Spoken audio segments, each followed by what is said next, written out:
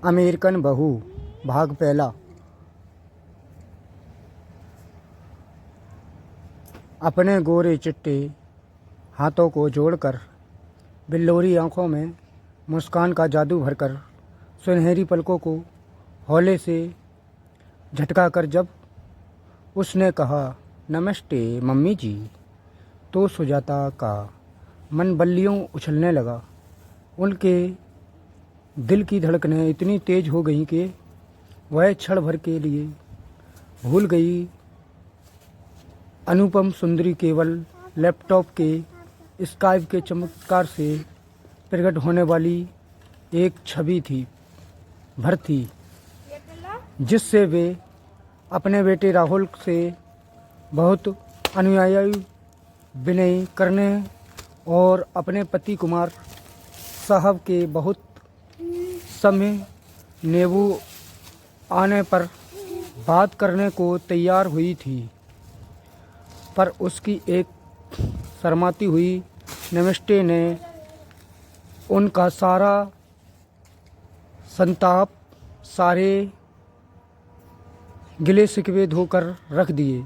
काश वह हर मास की काया में उनके सामने रही होती तो वे उसे अपने अंक में भर लेती, अपनी दोनों हथेलियों को मोड़कर अपनी कानों के ऊपर घुमाकर उसकी वैसे ही बलैया लेती जैसे कुमार साहब की माताजी यानी उनकी अपनी सास ने 32 वर्ष पहले ही उनकी ली थी।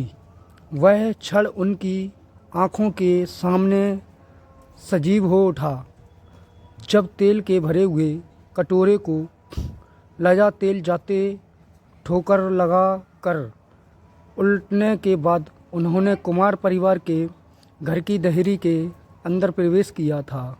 उन्हें रोमांच स्व हो आया, लगा के जैसे उनके घर के सामने लगे छोटे से लॉन के टुकड़े पर स्वर्ण उतर आया और पृष्ठभूमि में कहीं शहनाइयों के स्वर गूंजने लगे। वे इतना वाहविल हो गई कि उसकी मुस्कुराती हुई, मनोहार करती हुई मुद्रा में की गई नमस्ते के उत्तर में दो वचन भी नहीं निकल सके। वे मुग्ध होकर लैपटॉप की स्क्रीन पर उसके अप्रतिम सौंदर्य को निहारती रही गई। कुमार साहब को जो सुजाता के बाद स्काइप पर उससे बात करने के लिए अपना नंबर आने की प्रतीक्षा में अपने स्टडी टेबल के पास ही खड़े हुए थे, आगे बढ़कर उन्हें याद दिलाना पड़ा कि वह अभी भी उनके स्तर की प्रतीक्षा वाली मुद्रा बनाए हुए मुस्कुराए चली जा रही थी। बड़ी मुश्किल से वे अपनी बेहवालता से उभरकर भावातिरेक से रुद्ध हो गए। गले को साफ करते हुए कह पाई, खुश रहो बेटी, जुग जुग जियो। कुमार साहब को पूरी स्थिति अपने काबू में लाने के लिए एक बार फिर से हस्तक्षेप करना पड़ गया। स्काइप की तरह मुखातिब होकर वे बोले, hi Meera, I am Rahul's dad, his mom is to of health made but she just wished you a lotus of happiness and long life. इस बार कुमार साहब को ऐसा अप्रत्याशित उत्तर मिला कि उन्हें भी संभलने में दो क्षण लग गए। लैपटॉप की स्क्रीन पर मुस्कुराती हुई लड़की, जिसे उन्होंने मीरा कहकर संबोधित किया था, ने उत्तर दिया, एस डैडी, मैं समझ गई। राहुल से दोस्ती हुए 6 महीने हो गए हैं। शादी का फैसला हमने 3 महीने पहले लिया था। तभी मैंने ही हिंदी भाषा सीखने की क्लास भी ज्वाइन कर ली थी। अब मैं हिंदी समथिंग लेती हूँ, बोलने का अभ्यास कर रही हूँ कि जब राहुल आपसे और माँ से बात कराएगा तो हिंदी ही में बात करूंगी। वैसे मुझे मालूम है कि आप दोनों इंग्लिश बोलते हैं, लेकिन मुझे आपसे प्यार है और हिंदी से भी बहुत प्यार है। फिर तो बातों का वरना यार करता हुआ वह निकला टूटी फूटी हिंदी में। वह जो बोली दोनों अच्छी तरह समझ गए। सुजाता ने 2-4 दिन क्षणों में ही सहज होकर मीरा से बातें करनी शुरू कर दी, और एक बातें शुरू हुई तो लगा कि उन दिनों उनका अंत ही ना होगा। हाँ, यह ज़रूर बहुत जल्द पता चल गया कि मीरा की हिंदी अभी बहुत पुख्ता नहीं हुई थी।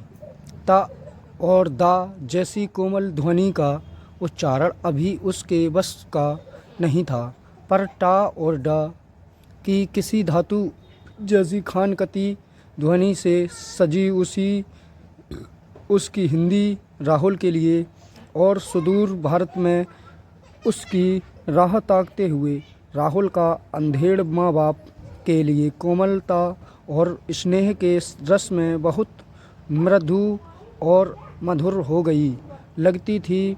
सुजाता के लिए इंग्लिश कोई कोरियर पराई भाषा नहीं थी। अब से 4 दशक पहले भी उन्होंने इंग्लिश माध्यम से ही कॉलेज में पढ़ाई की थी और इंग्लिश विषय लेकर ही बीए भी किया था। बात करते हुए जब भी मीरा किसी इंग्लिश शब्द के लिए सही हिंदी शब्द की तलाश करती हुई अटकी तो वे तुरंत उसी की कठिनाइयां दूर करने के लिए या तो उचित शब्द सुधार पाई या फिर स्वयं हिंदी छोड़कर इंग्लिश में ही बात करने लगती थी। होने वाली सास और बहू के बीच दोनों भाषाओं के एक लड़ी सी मुंद गई।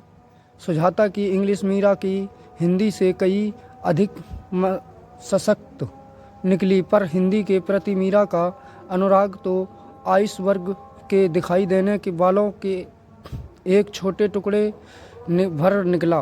बहुत जल्दी यह स्पष्ट हो गया कि उसकी भारत और उनके पूरे परिवार में गहरी रुचि थी, जो राहुल के प्रति उसके प्यार का महज प्रतीक नहीं बल्कि अपनी असली वजह थी।